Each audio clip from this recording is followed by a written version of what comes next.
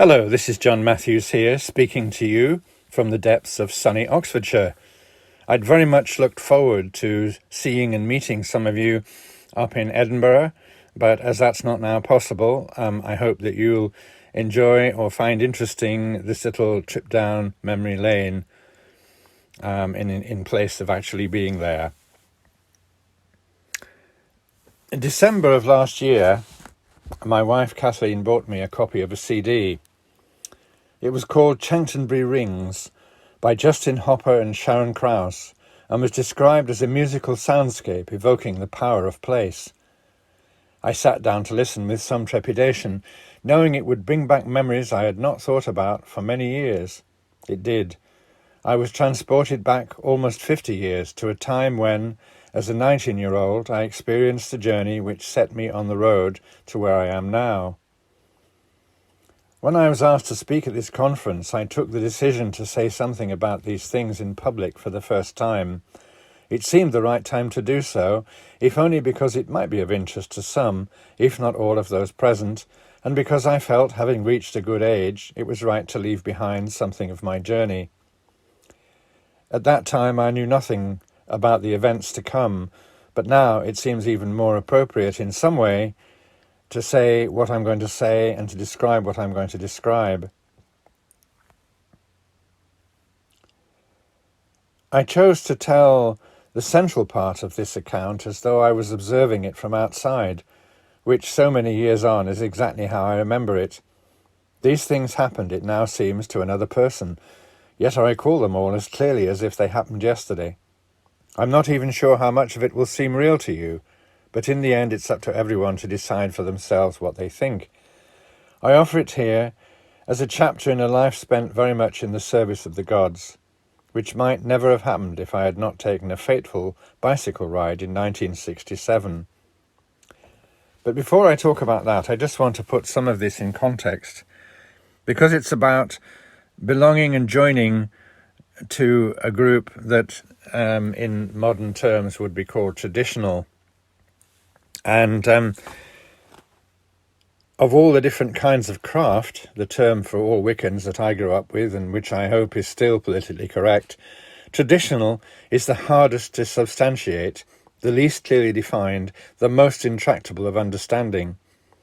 Trying to explain to those trained in hereditary, Gardnerian or Alexandrian groups what is different about traditionals is the hardest task of all, since most answers to questions consist of negatives: no, we didn't do that, no, we never used those, and so on.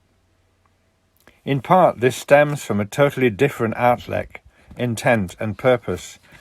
Traditional groups meet in a rural setting, rather than a city, which they have probably used for generations and which is their own native space.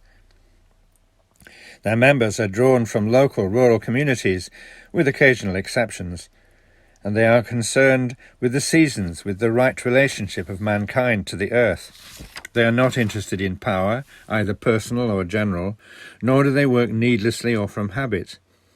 What they practice is neither exactly a religion, nor is it exactly magic, yet both labels, if applied in the broadest sense, describe something of the way traditionals function.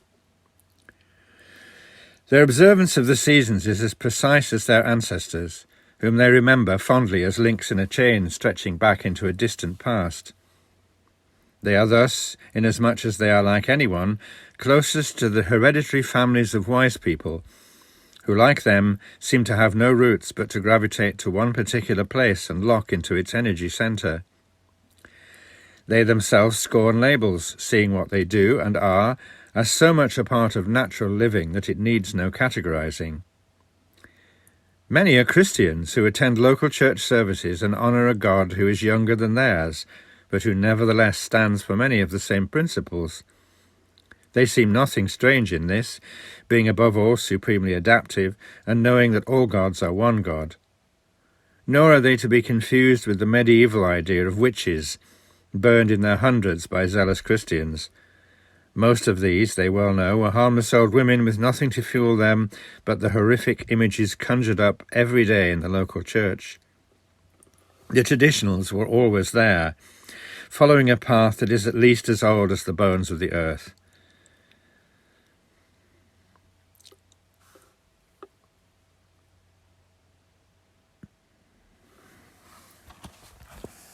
It is no longer possible to say with any certainty how much their practices have changed with the centuries. Sometimes one might say hardly at all. Yet they have ever been adaptive, taking what they needed from each successive influx of peoples into these islands, so that one may hear more than one archaic language in their chants and more than one set of beliefs in their teachings. The place of the tradition in the contemporary craft revival is complex. Among the many covens formed since the repeal of the Witchcraft Act in 1951, there has come to be a great need to get to the roots of their tradition. But while the revivalists feel that traditionals should make themselves, their material, and their working methods freely available to everyone, if only in order to set the record straight, this is really unnecessary, since both ways of working are, in their own right, perfectly valid. The more recent revivals are really more of an urban reaction to a still deeply felt need to know and understand the relationship of mankind with the earth. But what really are the differences between traditionals and other members of the craft? Is the discrepancy so vast that it cannot be breached? For a start, traditional groups, which are not called covens, vary greatly from place to place, so that what may be true of one may not be true of another. They were often established and worked in isolation from each other, so that local practices and usages were employed according to each place. Some groups had masters, some had ladies, never high priest or high priestess. Some had no leaders at all, but shared the guiding inspiration for each meeting in rotation. For the most part, they work robed, not naked, except for initiations or certain rituals. Because they do not derive their working methods from books, nor commit their work to writing, there are no records, no book of shadows, no written spells or charms. In the same way, there are no weapons, such as the athame, the thought being that one had fingers and therefore required nothing else. The working methods tend to be inspired by the needs of the moment or dictated from long custom. Traditional craft is thus perhaps one of the last bastions of tribal consciousness, that unspoken, unwritten sense of communication with the ancestral land. Its wisdom, native indeed, but common to all peoples, is part of the very fabric of creation. As such, it is not surprising that the most unique way of working among traditional groups consists of their use of sound. The chants which resonate through their workings are perhaps echoes of the first sounds made by our ancestors in ritualized response to their environment. Similarly, methods of working which include a wide use of trance states, out-of-body travel and dream reading, a method of foretelling future events which is astoundingly accurate, a single image implanted before the sleeper begins to dream, which expands to fill the whole dreamscape. All of these are based on extremely ancient methods, simple, direct, drugless, ultimately safe. Above all, there is always a sense of a job to do. Members turn up at the meeting place, do what they are there to do, and then depart again. There's almost none of the cheerful backslapping and general horseplay experienced in many neo-pagan circles. Not that I'm saying I've not enjoyed a good number of these over the years. This is not to say that all meetings are deadpan affairs. Celebrations do take place, stories are told, thoughts exchanged, jokes cracked. Yet it remains still harder to describe what is done than what is not. The lack of definition is perhaps summed up best by saying that the traditionals follow the laws and customs of the land, dressing, speaking, and behaving like everyone else in their locality. They blend into the landscape, and though their fellow villagers know they follow the old ways, they are neither offended nor scandalized by this.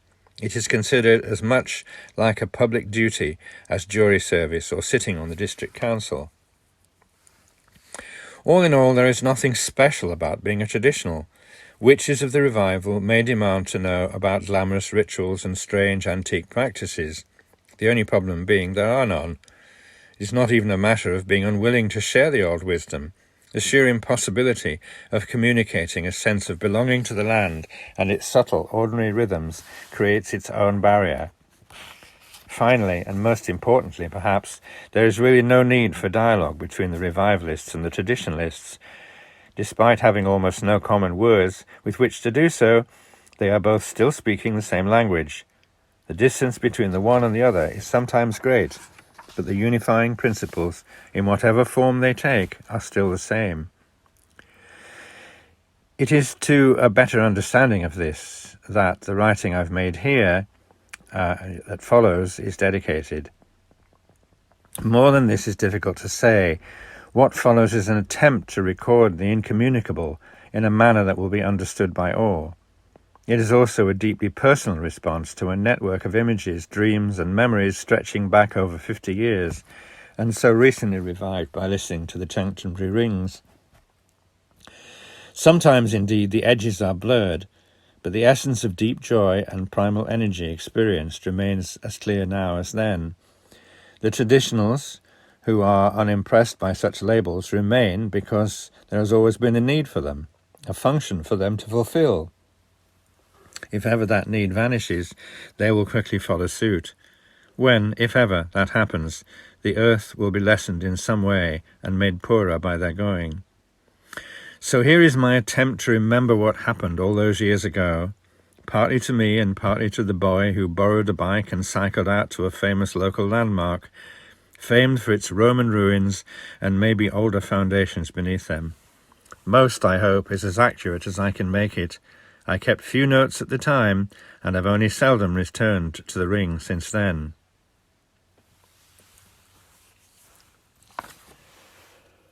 They always meet on hilltops, to be between earth and sky, and because of the Newman of the place, his influence was to be felt in all that they did, and was ever present.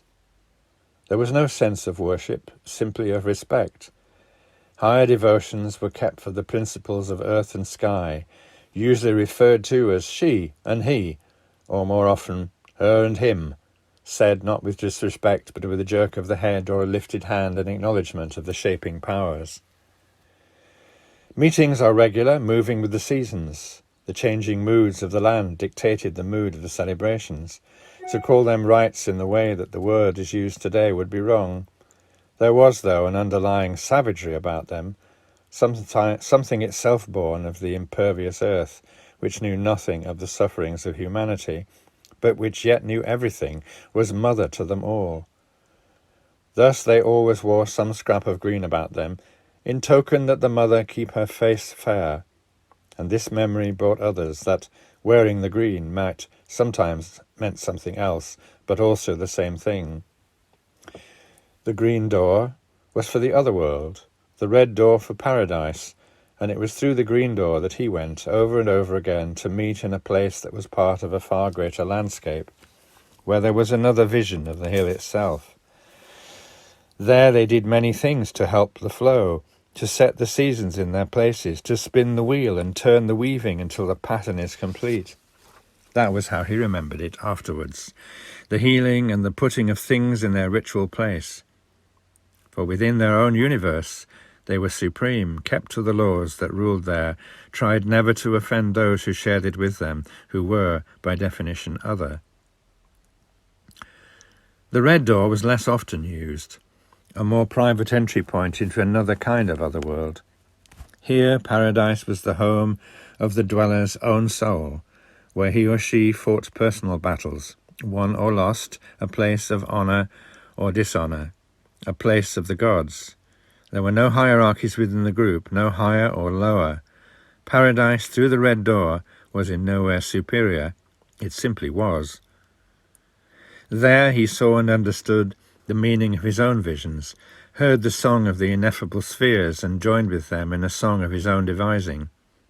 He came upon them by chance, as it seemed, cycling through deepening dusk to come at length to the foot of the hill. Looking up through clustering branches, leaning outwards into the air like crones at a well-side, he almost turned away. But something, curiosity perhaps, or a stubborn streak, that refused to relent after the long ride, pushed him on. Somewhere at the top was an ancient temple of Roman gods, his purpose for coming. There would be little enough to see, even by day, but still he pushed the bike into the shelter of some bushes and began to climb. There, near the summit, was the circle, a random grouping of trees and bushes that made a place set apart. There he saw figures move, silhouetted in firelight, and heard them chanting, the rise and fall of sound, the calls and the answers, male voices pitched high against female, then joining. Hesitating, he almost turned away until one came through the circle towards him, arms outstretched, welcoming. "You are awaited. Enter." 4 words only to change a life. Yet from that moment his was never again the same. 2 years of training followed, often at a distance because he lived away. Books were distrusted. Some that he showed them laughed at. Sometimes a dream would come, and he would walk again through the green door and learn what he could and strive to retain it afterwards in the cold light of day. He learned to fly in those dreams, not on some besom, but on his own wings of thought, fleeting across the green land, seeing it the same yet different with new eyes. And he learned the chants, some of them wordless, ancient, springing from the deepest roots of the earth herself. Others a strange mixture, some Greek words that he knew, some Latin, others unknown. We take what we find and make it ours. These chants could do so many things, conjure rivers from dry rock, split boulders or raise a storm, all of this in the green world, where its effects were like the mere shadows on the surface of the world outside, but where the people met and talked and discussed the way of things, as they had always done in awesome timelessness. Regularly in those 2 years a summons would come, an envelope containing a single sheet of paper on which was written in fine copperplate handwriting his name, the new name they had given him, a passing name until you were ready for another. Then he would go, to be permitted to watch, as he had done the first time, a part and yet part of, sometimes asked for a comment, a pronouncement. Shall we call upon the swift steed or on the slow? Is it time yet to show the dream to those who know it not? He learned the words he was taught. They were few, since spells and stuff of that sort are for the latecomers, by which they seem to mean anything from the Romans to more recent walkers of the old ways. Only once did he dare ask for knowledge of their history, to be told, not taught, not remembered. We were drovers' wives once that came together to do what men forgot. But the way is older. No names, no times. We are what we are, nothing more. But they were something more, dreamers who never dreamed, teachers who never taught, thinkers who never thought, and yes, there was a kind of unconscious cruelty about them. They were impersonal, and did what they did, not only because they had always done it, but because it was always meant so to be done. Thus the initiation, a foreign concept they found hard to accept until he told them more, at which it was said, "Ah, the key in the lock, the opening of the door." The initiation he underwent, which he afterwards thought of as relearning the things he had been born knowing but had forgotten, had its own share of savagery. He paused in his memorizing of these things and fingered the green man that hung on a thong at his neck. They had no images of their god, nor of their goddess. These were 2 impersonal polarities that held the whole of life in balance. The initiation, then, the only time for nakedness, because it's only right that you enter as you were made. Entering the time between the sturdy legs of one of them into the bright and burning circle. Then the words murmured in his ears, though none stood close. Be that you be, see that you see, shine, and in the shining show what you be. Ancient words, perhaps an echo, but by whoever or whenever first spoken, potent now as then. He felt enclosed, safe, yet at the same time set free, poised on the breath of a great beginning. Other words, forgotten now, spoke of the year's turning, of the part each must play in its continued restoration, its endless making. Then the touch of hands, 7 pairs, on his back and arms and thighs, and more words whispered now that he could not catch. Then the thonged punisher, to remind you always who you are, the 7 strokes and the 3, and then the 5, and with the last, released from the hand that had held it in check, a thong on which was tied an arrowhead of long past time. Brief, burning pain, some blood, soon cleansed, salve applied that brought swift relief and healing. Gentleness now in the hands that touched brow and shoulder and foot. Last words, half remembered. Shallow is the shadow world, deep the world of earth and stone, where the seasons turn. Like a waking, he hears them again, remembers the thoughts they conjured, that between the two worlds lay very little space, and that they often overlapped. That was only a part. Other truths followed, that to be part of life was to feel the flow of the earth's own blood through the feet, mounting to the body until the head was filled with its fire. That to be one with creation was the greatest gift, though little known and rarely understood. They had always known, had always sung or chanted its rhythms, celebrating the round of the year in all its patterns, below ground and above. Thus there could be no set initiation in the understood sense. The coming in was merely the open hand, the word welcome, which had its own magical volition. Beyond this he was considered ready to have the key turned in the lock, so that his understanding flowered within him, and he was attuned to the inner harmony of the group, where no one, man or woman, spoke of having greater authority, the seal of man strength or woman power. He saw again, more clearly now, the balance within the group, the polarized strength that worked for one direction, and all that of theirs was the will of creation. Each acted out that will, singly and in chorus, as the law's governing chant allowed for one voice or two, three or many, according to the song of the hour. Earth sang, the mother sang in answer, and the stars fell into alignment, those above reflected by those below. He thought briefly that there was greater similarity between the concepts of high magic and the work of the family than most would acknowledge. The working in harmony with the inner realms was at the heart of all their work. Then, the last night, remembered still with difficulty and some pain, a big night, season changer, a night of song and story. Then a summoning, all of them and he drawn close and tight in the circle, chanting the note and the dawn note in the changing harmonies, drunk with the sounds, drawing ragged breaths full of the night. And he, focused, no longer aware of anything but the circle of light before him and the power he sought to fill. But what came there, what filled the circle, overflowed across dark hill, drove back the rest, overwhelmed them, was something other, a man-shape cut out of the night, a vast-seeming darkness that shut out the moon and the stars, a great voice roaring in his head, "Come!" Just as violent was his response, his silent shouted, "No!" And then the reverberation, the tearing aside of the curtain and the circle of faces, some shocked, some bewildered, two at least angry. He remembered the anger, for a long while after, the shouted words, "Be darkness and be fear and be not of us."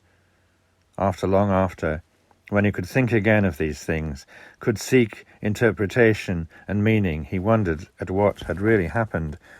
Was it his own psychism which had acted as a catalyst to some waiting energy, released it like a volcano from within the hill? Or were they to blame, as someone had suggested later? Had they sought him as a gift to the Newman of the hill? But would they not at the least have asked him this of him? To go unwillingly was not to go at all, or so he believed. Was it then simply the unexpectedness of the thing, for none had foreseen it, least of all he? For many years he was to wonder, following another course that brought him back to that broken circle, to the hilltop again and again. Often he was asked the question, "Come, give yourself up, be part of the circle again," meaning other circles, never the first, which was forever closed. But always he refused, until she came, who knew all the ways by intuition, who smiled and was gentle and taught him again the meaning of the way, until he was able, in part, to teach her. But all was fragmentary, forcibly suppressed through the years of being dark, of being fearful, and not of us. Only now, writing this, he remembers the deepest joy of all, the quickening of the earth beneath him, the answering heartbeat when his hands, their hands, struck it in rhythm, or when their voices, rising and falling, seemed to snare the moon. And he remembered the trees that seemed more than trees, and that beyond that, the green door, were more trees.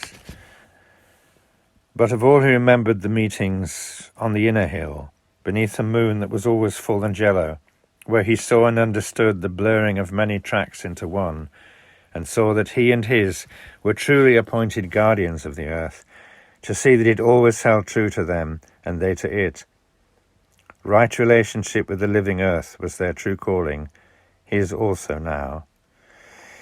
Then he remembered something else, that theirs was a religion of love and of light, that they celebrated the natural world, its greenness and its brightness, because these were sacred things, that knowledge brought its own release, and he recalled some words from a book supposedly meant for children, but which yet said all that he would wish to have said of these things. Long ago, when the world started, there was magic everywhere. Every race and country, every tribe and tributary had its magic handlers, its wise witch people. Magic is another word for creation, for the creation of the world was the biggest magic of all. And that's from The Witches and the Grinnegog by Dorothy Edwards. What happened after that? I left the group, some of whom seemed less than happy with my presence as an outsider and as a possible cause of the events on the hill. Some 15 years after, I went back to visit it, found the place where we used to meet, observed the blackened remains of many recent fires. But when I went to the local pub and asked after named members of the group, I was met with shaken heads or silence. In spite of everything, time has not changed the ways of villages, or the natural secrecy of the traditional groups. I still think of them with fondness, and I know that I owe them a lot. They took my nascent psychism and formed it into a tool I use to this day. Wherever they are, I greet them gladly across the years. So I hope you enjoyed this rather strange reminiscence, and a strange way of telling it, perhaps. It was the only way I could do it, was by telling it as if it happened to someone else. So I hope you found it interesting, and that it was worth doing. So thank you all very much for listening, and be well and be safe.